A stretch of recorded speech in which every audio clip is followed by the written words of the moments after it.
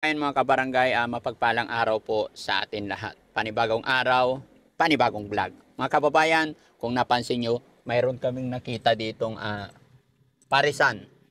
Bata na nagtitinda mga kababayan. So nag-isip ang Team Daddy Frankie kung ano ang aming gagawin. So ang naisip ko po is samahan nyo po kami.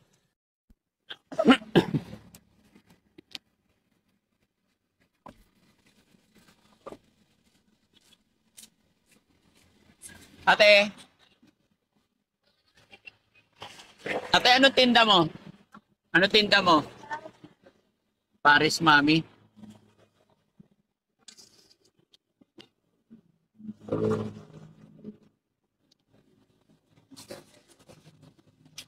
Ate, may problema ako eh. Okay lang, kakain kami. Pansin mo ba kami kanina pa dyan? Meron pa palang isa baka masakasaan mo. Akala ko isa na lang. Di ba? Nakita mo? Saan na ba ito, te? Ito, saan ba ito?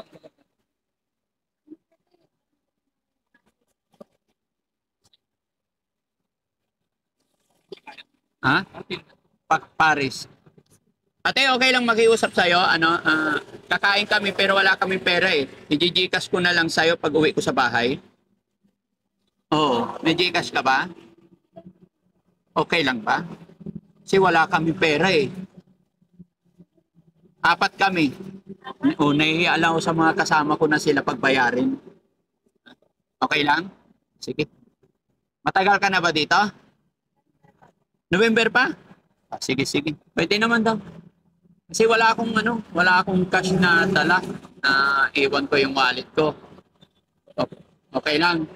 Sige. 4. Ha? Oo. Teka lang, pero wag mo sasabihin sa kanila wala akong pambayad ha. Nahihiya ako eh. Hintayin mo kung anong gusto nila. Tawagin mo sila. Thank you, babe. Thank you.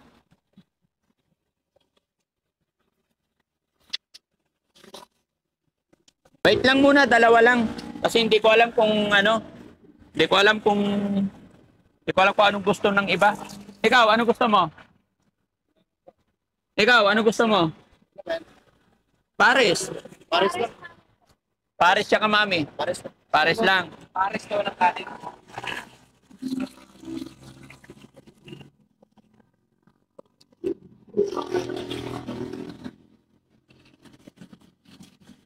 Oh.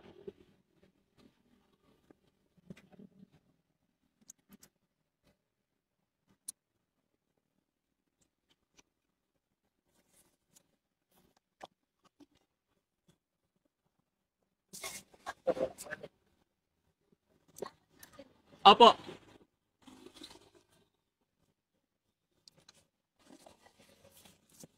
Ba't mag-isa ka lang? Mag-isa lang? Ha? Kanin kayo. Hindi pwedeng hindi. Mamaya magutuman tayo doon. Thank you. Kaya pa yung biyahe natin, Dad? Medyo malayo pa eh. Timplahan nyo. Ano ba timpla nito?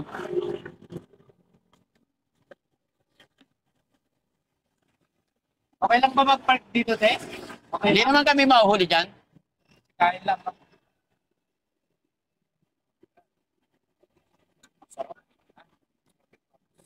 Timplahan nyo. Para malaman mong masarap talaga. Gulay. Ha? Hanggang mo gulay.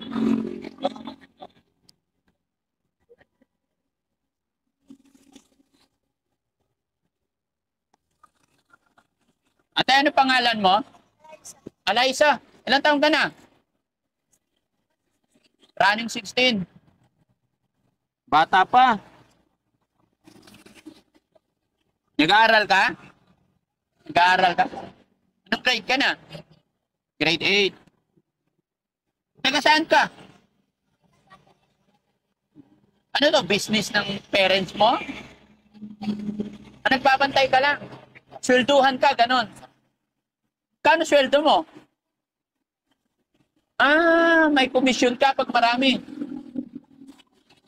Huwag kang mag-alala. Pagkadating ko sa bahay, didikas mo agad.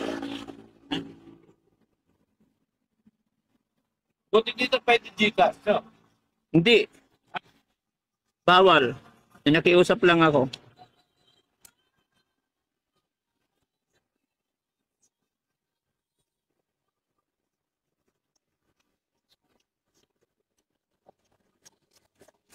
Lagi-lagi ka nagtitinda dito? Ay, Hindi po, pag ano na, pag wala nang pag walang pasok.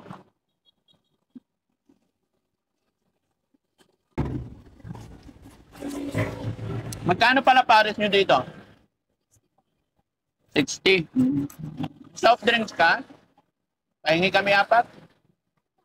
Mountain Dew. Oo. Okay lang?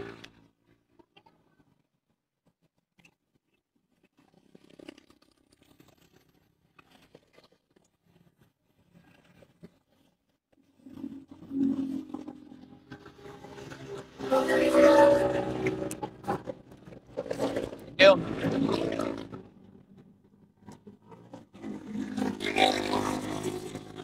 Ito para tayo.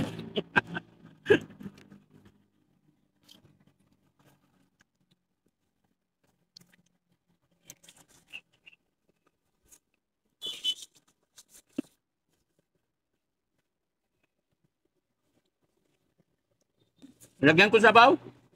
Ha? Ikaw, palagyan ko sabaw. Palagyan mo.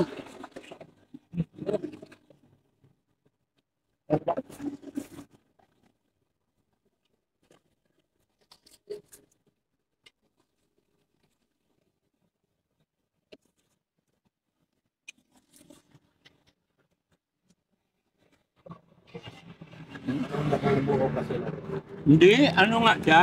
Sinisweldoan lang siya. Nangupahan kayo dito? May upa din? Ay, yung amo mo nangupahan. Kano naman? Magkano? Isang buwan, 1.5? Ah, every... Malaki rin ha, linggo-linggo, 1.5? Pero nakukuha yung sa benta, 1.5. Oo, ay, wala naman negosyanteng nagpapalugi pa rin. Yun dapat.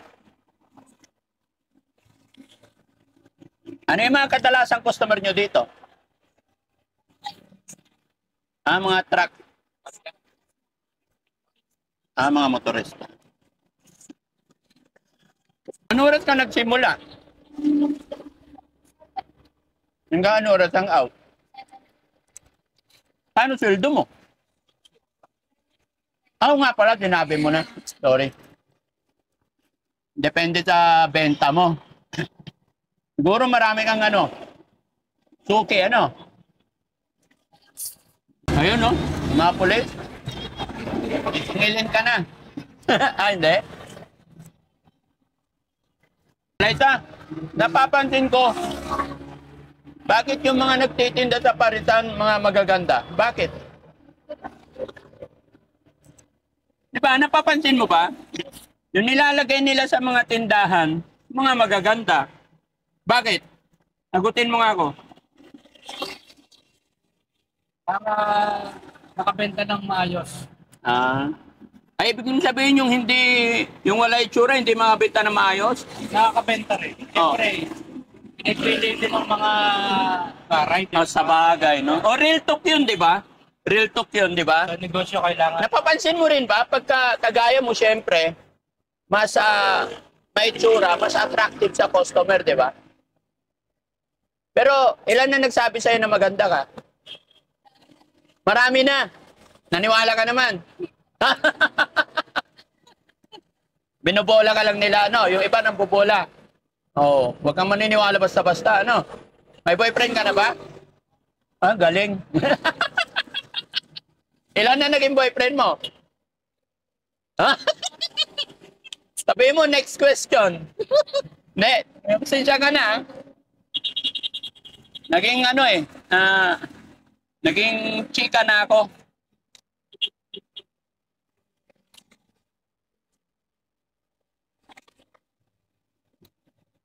Hindi naman delikado dito. Wala naman mga loko-loko dito. Wala naman. Bye, maraming tao eh, no? So, paano? I-gcash ko na lang. Kunin ko number mo. Okay lang? Yung number na lang po na. Oo, sige. Pakisulat na lang sa papel. Tapos yung kung kanino na pangalan. Sensya ka na talaga, ha? Bait mo. Paano yan pag hindi kami bumalik? Ay, hindi kami nagbayad? Ay, ikaw na lang magbabayad. Patay tayo dyan. Hindi, wag ka mag... Ha? Pag hindi po na, Hindi. Pagdating sa bahay, i-send namin. Huwag kang mag-alala. Nagkataon lang talaga na wala kami pera.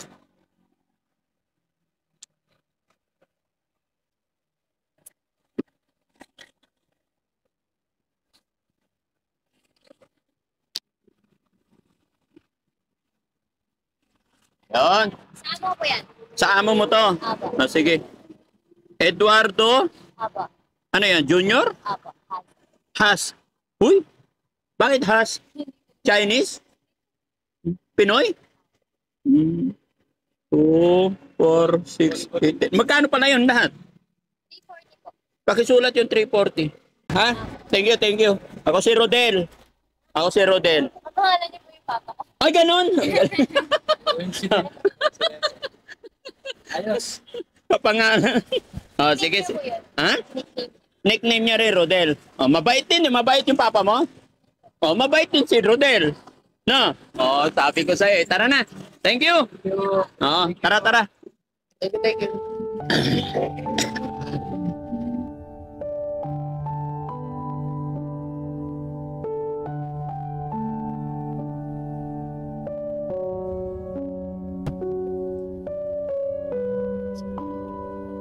Mga kababayan, sa kabutihang loob ng batang ito, gusto ni Daddy Frankie na bigyan ng gantimpala sa kanyang kabutihan.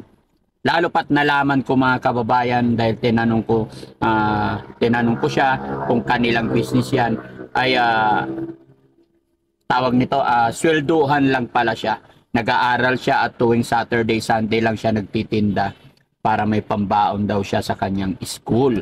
Ayan. At depende rin yung kanyang kikitain, depende sa kanyang benta. So imagine mga kababayan, what if yung taong nagpanggap na kagaya ko is hindi na bumalik, no? Pero sabi niya, bahala na daw, no?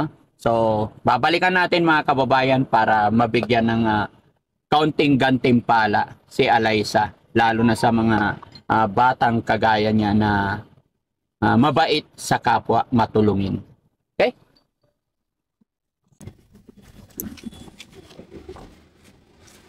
Alyssa, kain kami ulit. Hindi, joke, nagbibiro lang ako.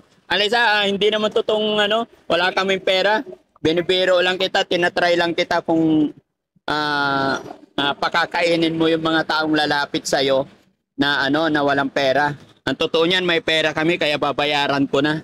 Ha? Sige po. Oo. Magkano yun? 340? Apo. 1, 2, 3. Ay, sobra ng 100. 340.